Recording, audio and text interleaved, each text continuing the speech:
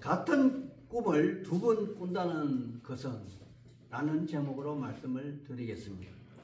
우리는 창세기 37장에서 야곱의 11번째 아들 요셉의 이름을 접하게 됩니다. 그가 성경 역사의 전명으로 등장하게 된 계기는 꿈으로 상징되는 그러한 인물로서 꿈 때문에 형들의 미움을 사서 파란만장한 삶을 살게 되었습니다. 이때로부터 그는 자기의 의사를 가지고 자기 뜻대로 살지 못하고 보이지 않는 힘에 이끌려 극한의 삶을 살게 되지만 바로 그 길이 그를 최고의 이치로 가게 하는 그러한 지름길임을 그는 많은 시간이 지난 후에야 비로소 깨닫게 됩니다. 그가 발탁된 계기는 왕의 측근, 즉 술 관원의 꿈의 해석으로 시작하여 당시 패권을 쥐고 있는 애굽의 바로 왕의 꿈 해석 때문에 일약 그는 총리가 되고 그 일로 인하여 가족의 생명을 보존하였을 뿐만 아니라 장차 무명의 야곱이라는 족장의 후손이 한 민족으로 성장하여 이스라엘이라는 나라를 이루는 초석을 마련한 그러한 인물로 사용된 하나님의 사람이기도 합니다. 그런데 그가 바로 왕의 꿈을 해석하는 과정에서 바로 왕이 꾼 아름다운 살찐 7 안수와 흉악하고 파리한 다른 7 암수의 꿈을 꾸게 되었고 또 그 뒤에 무성하고 충실한 7 이삭과 가늘고 마른 7 이상의 꿈을 꾼 것에 대한 요셉의 해석 일부가 창세기 41장 32절에 등장을 합니다. 제가 이 부분만 발췌해서 읽어드리겠습니다. 바로께서 꿈을 2번 겹쳐 꾸신 것은 하나님이 이 일을 정하셨습니다. 하나님이 속히 이를 행하시리니 라는 그러한 해석을 덧붙인 부분으로서 제가 눈여겨본 대목은 다름 아닌 같은 꿈을 2번이나 겹쳐 꾸었다는 그러한 사실입니다. 제가 왜 이 말씀을 중요하게 생각하느냐 하면 여기 처음 다니엘서 2장에서 느부갓네살 왕이 밤에 이상을 보고 잊어버렸던 크고 무서운 신상, 즉 머리는 금이요 어깨와 팔은 은이요 배는 동이요 다리와 발은 철이고 그 밑에는 또 뜨이지 않는 그러한 돌이 나타난 그러한 이상한 꿈이었습니다. 그런데 여기 다니엘서 7장에서도 네 짐승이 등장을 합니다. 즉 사자, 곰, 표범, 그리고 지금까지는 등장하지 않았지만 상징적으로 로마라는 나라로 언젠가는 실제로 등장하게 될 크고 무서운 짐승은 아마도 곧 세계 역사에서 구체적인 나라로 설명이 되어질 나타날 그러한 세상 나라의 이름들로 네 동물이 소개되고 있습니다. 또 여기 8장에 등장하는 순양과 순염소의 환상은 2번째 곰과 3번째 표범의 환상을 세분화시키고 또 확대해서 보여주는 환상의 나라들이라 여기 8장 20절과 21절에 기록하고 있음을 봅니다.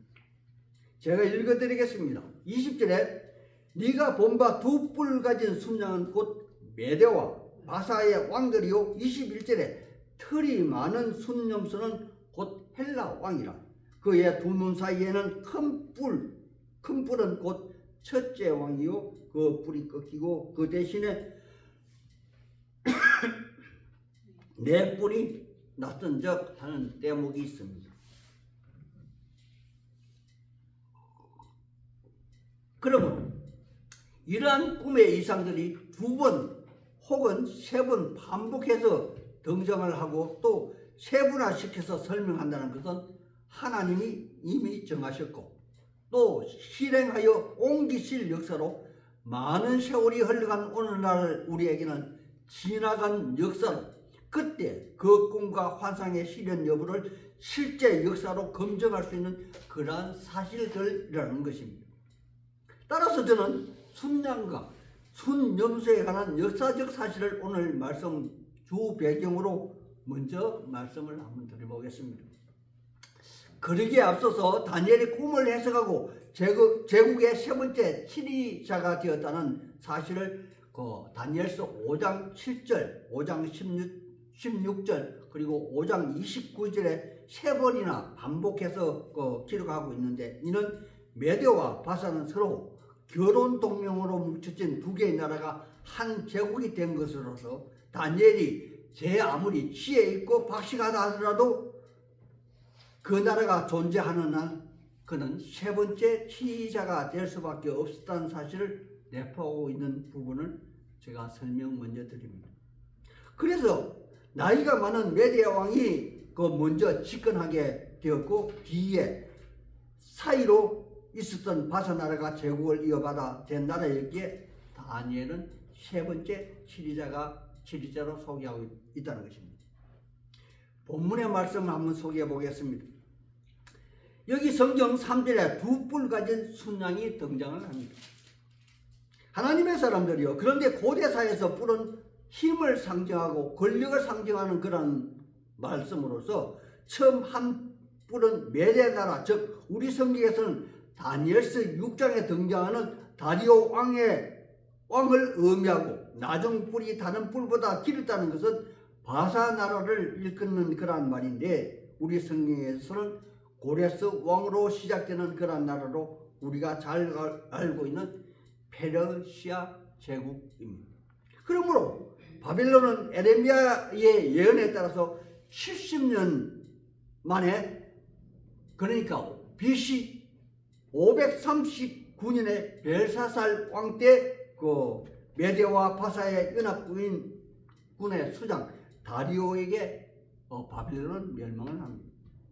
또 페르시아 제국은 헬라 제국을 여는 알렉산더 대왕과 이수스 전투로 BC 333년에 멸망을 했으며, 뒤에 여러 나라로 갈라지게 되는데, 그 대표적인 나라가 오늘날 미국과 핵 전쟁을 일으키고 있는, 핵 문제 때문에 전쟁을 일으키고 있는 이란이라는 나라입니다.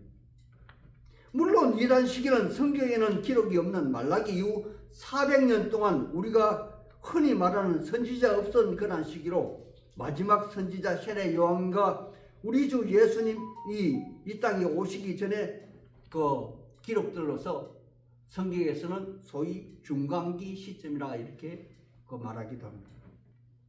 그럼 이번에는 두 번째로 숫염소에 대한 말씀을 간략하게 드리겠습니다. 숫염소는 제가 지난번 설교에 말씀드린 대로 표범의 나라로 상징되며, 21절 말씀에 알렉산더 대왕이 세운 헬라 제국을 의미합니다. 그런데 5절에 보면 숫염소는 두 뿔 사이에 현저한 뿔이 나 있는 것을 봅니다. 이 현저한 뿔이 우리가 알고 있는 바로 알렉산더 대왕이며, 그는 23살에 왕이 되었고 32살에 32살에 인도를 점령하려다가 인도에 풍토병이 걸려서 그는 요절하여 죽습니다. 하지만 그는 채 10년도 안 되는 기간 동안 유럽의 많은 나라와 아시아 각국 그리고 아프리카 일대를 무력으로 점령한 대제국의 재앙으로 성장해드렸습니다. 그는 어렸을 때 우리가 잘 알고 있는 아리스토텔레스를 스승으로 두었고, 그가 전쟁 중에도 늘 들고 다니는 책이 있었는데, 바로 호메로스가 트로이 전쟁사를 기록한 일리아드로 그는 문화를 너무 사랑했기에 아프리카, 이집트 그의 영향력을 끼쳤으며, 그의 사후에는 그의 장수 중 하나가 포톨레미 왕조를 세우고 그의 스승의 이름을 따 이 아프리카의 알렉산드리아라는 도시를 건설하였고, 그곳에 세상에서 가장 큰 도서관을 지었는데, 여기에 세상에서 가장 희귀한 히브리어 성경을 72명의 레인을 붙잡아다가 헬라어로 번역하여 지금 우리가 사용하는 70인역 성경이 탄생하기도 했습니다. 그러나 뒤에 로마라는 나라가 제국으로 성장하면서 헬라 제국을 완전히 무너뜨리지만 무나마는 헬라 문화를 그대로 이어받아 로마의 천년 왕국 기간 동안 여전히 그 헬라의 철학이 크게 세상에 유행을 합니다. 이러한 이력을 가진 알렉산더 대왕의 역사는 그가 32살에 요절한 이후 그에게 후사가 없었던 고로 4명의 장수에게 그의 제국이 분할이 되는데 여기에 카산더 리시마코스는 그 세력이 미미했으며 제가 조금 전에 언급한 이집트의 프톨레미 그리고 시리아 지역에 셀류쿠스 왕조가 크게 역사에 이름을 남겼으며 이 두 제국이 예루살렘을 번갈아 지배하는 그런 과정에서 셀류쿠스 왕이 기록한 그 내용이 여기 본문 12절에 있다는 것입니다. 12절에 보면 매일 드리는 제사를 피하고 얼굴은 뻔뻔하며 속임수가 능한 자로서 그의 이름은 안토니오 사세 에피파네스입니다. 그러므로 그는 실제 역사 속에서 예루살렘 성전에 제우스 신상을 드리고 돼지피로 제우스 신에게 제사를 드렸다는 것이며 또 할례받은 어린 남자아이를 죽여서 그의 어머니 목에다가 걸게 하였으며 심지어는 예루살렘에 있는 제사장 600명을 골라서 찾아내서 길바닥에 눕히고 마차가 그 위로 지나가게 했다는 그러한 역사를 요세푸스를 보면은 이렇게 상세하게 기록하고 있는 부분도 있습니다. 참고로 에피파네스라는 말은 신의 현현, 그러니까 자기가 신으로 나타났다는 그러한 이름을 사용하는 그런 자로서 다니엘 시대에는 미래에 일어날 일이겠지만 오늘 우리는 지나간 역사의 한 토막으로서 셀류쿠스 왕조가 바로 구절에 등장하는 숫염소 중에 가장 나중에 솟아나는 작은 뿌리라 소개하고 있습니다. 그런데 말입니다. 여기 다니엘은 하나님의 성전에서 일어난 이 에피파네스의 일에 대하여 왜 이렇게 많은 분량으로 그것도 몹시도 풍요한 심령으로 이렇게 그는 기술하고 있는 것일까요? 그것은 바로 피조물의 입장에서 창조주 하나님을 절대 범할 수 없는 하나님의 이름을 그가 더럽히고 있기 때문일 것입니다. 그러므로 다니엘은 그의 최후의 죽음의 장면까지 세세하게 묘사하고 있는데 여기 25절 하반절에 보면 그는 스스로 서서 왕을 대적할 것이나 그가 사람의 손으로 말미암지 않고 깨지리라 이렇게 기록하고 있기도 합니다. 하나님의 사람들이요. 그렇다면 이 셀루쿠스 제왕의 에피파네스는 과연 어떠한 죽음을 죽었을까요? 제가 요세푸스 책을 한번 찾아보았습니다. 그는 전쟁 중에 말을 타고 맨 앞장했습니다. 그리고 전쟁을 이끕니다. 그런데 말 타고 앞에 가다가 그냥 말이 넘어지는 바람에 그냥 말에서 떨어져서 그냥 죽었다고 요세푸스는 기록하고 있습니다. 전쟁하다 죽은 게 아니고 말 타고 가다가 그냥 떨어져서 죽었어요. 하지만 여기 본문 13절에 보면 다니엘은 그의 죽음을 다소 저주 섞인 예언을 하지만 실제로는 다니엘은 그에 관한 전혀 관심이 없습니다. 다만 하나님의 성전이 이방인에게 짓밟히는 일에 대하여 온 정신이 팔려 있어서 어느 때까지 이러한 일들이 일어났고 마음 조이고 있을 때 그의 천사가 나타나서 그에게 날수를 정하여 주는데 그 날수가 바로 14절에 2300주야로 한정하고 있다고 알려주고 있습니다. 물론 이 기간이 지나고 나면 역사적으로 마카비 왕조가 들어서서 약 100년간 이스라엘 자치 행정 기간이 주어지고 또 이 기간 동안 하나님께 그 성전에서 다시 제사를 올리는 그런 기간이 있기도 했습니다. 하지만 오늘 여기서는 본문의 내용에 한정해서 제가 말씀을 이어가 보겠습니다. 여기 다니엘 선지자는 미래의 일을 예언하며 2300주야를 되새기며 가슴 아파하며 또 혼쭐하는 모습을 오늘 본문에서 소개하고 있기도 합니다. 여기에 많은 주석가들은 그의 민족 이스라엘 백성들이 이방인들에게 유린당하는 것 때문에 너무나 마음이 아파서 혼쭐까지 했다고 그렇게 추석하는 분들도 많이 있습니다. 하지만 저는 그게 동의하지 않고 다른 생각을 가지고 있습니다. 그것이 무엇이냐면 이스라엘 백성들이 고통을 당하고 죽임을 당해서가 아니라 바로 하나님의 이름이 2300주야 동안 유린당하고 있다는 사실 때문에 바로 다니엘은 마음 아파했던 것이 아닌가 합니다. 왜냐하면 이스라엘 백성들은 실제 그들 역사 속에서 그들이 먼저 하나님을 저버렸기에 하나님은 그들을 이방 민족에 부침받은 하나님의 사람이기 때문에 그럽니다. 하지만 우리 하나님은 진노 중에서도 자비를 베푸시며 그 정한 때를 알려주시고 또 오늘날 우리는 그 선지자의 예언 말씀이 실제로 역사 속에서 이루어진 사실을 실제 역사로 증명하며 그 날수를 한번 세어보기도 합니다. 하지만 다니엘 선지자가 이 날수를 예언하며 후일 하나님의 사람들이 그 날수를 실제 역사와 하게 하는 이유는 무엇이며 또 오늘날 우리는 이 사실에 대하여 어떤 교훈의 내용을 마음판에 새겨 넣어야 하는가 하는 문제도 있기도 합니다.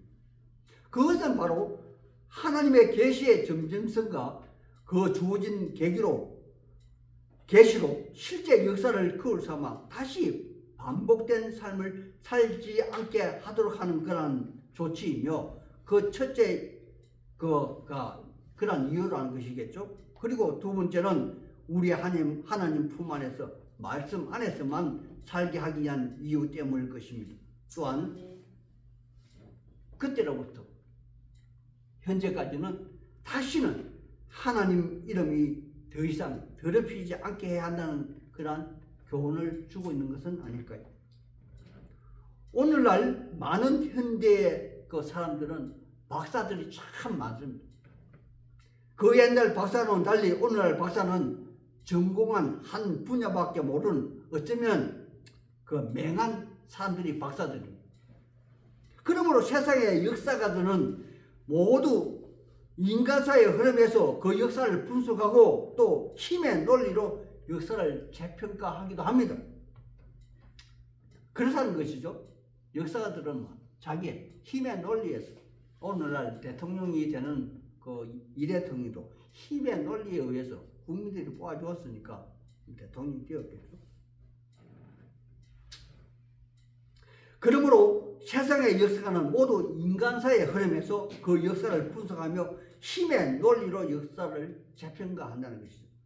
하지만 우리 일반 성도님들마저도 성경 속에서 세상의 흐름을 인식할 수가 있습니다. 그리고 세상의 결말을 우리는 믿음의 눈으로 지켜보고 또 확신하는 분들이 바로 우리 성도들이라는 것입니다. 인류 역사는 자기 백성을 위한 하나님의 구원 역사입니다. 그 중심 한가운데 바로 우리 예수님의 공생의 기간이 성경에 기록되어 있다는 것입니다. 또한 여기 다니엘이라는 선지자는 자기 사후에 대한 일들을 예언으로 남겼겠지만 오늘날 우리는 지나간 역사로 다니엘서를 묵상하며 또 연구하고 있기도 합니다. 또 어떤 사람들은 성경을 일생에 100번 이상씩 읽습니다. 아침에도 읽고 밤에도 읽고 또 새벽부터 밤늦게까지 어떤 분들은 잠자는 중에서라도 성경을 묵상하는 분들이 많습니다. 그러므로 여러분 세상의 박사가 그 역사의 이치를 알겠습니까? 아니면 교회 성도님들이 세상에 그 돌아가는 이치를 더 잘 알겠습니까? 제 생각에는 평범한 그리스도인이 인류 역사를 더 많이 알고 오류 없이 편견 없이 역사를 바라보고 인식할 수 있다고 저는 생각합니다. 여러분, 구약 성경은 이스라엘 역사책입니다. 그리고 신약은 우리 예수님의 일대 얘기를 여러 사도들 것들이 다른 각도에서 재조명한 그러한 책이며 또 미래에 되어질 예언서이기도 합니다. 여기 이스라엘 역사책에서 하나의 사건을 두 번씩 계시로 남겨진 것들은 하나님이 이미 결정을 하셨고 또 곧 실행에 옮길 그러한 예언들이라는 그러한 사실입니다. 그러므로 오늘 본문을 통하여 앞으로 되어질 공중에 뜨인 돌의 나라가 마지막 이 세상을 지배할 것이 너무도 분명합니다. 그 중간에 오늘 여기 다니엘이라는 한 하나님의 사람이 환상을 보고 예언한 말씀이 기록으로 남겨져 있고 또 우리는 그 다니엘의 환상을 지나간 역사로 증명하고 있다는 것입니다. 그러므로 여러분 이 세상은 돌고 또 도는 무한대의 반백되는 윤회의 그러한 역사가 아니며 태어나면 죽음이 있는 것 같이 우리의 예수님은 분명 다시 오십니다. 세상에 심판이 있다는 것입니다. 우리 모두 돌의 나라 우리 예수님이 다시 오시는 그 나라를 기대하며 저를 한번 따라 해보십시오. 마라나타 마라나타 주 예수여 주 예수여 어서 오시옵소서. 어서 오시옵소서. 아멘. 아멘. 예배를 마치겠습니다.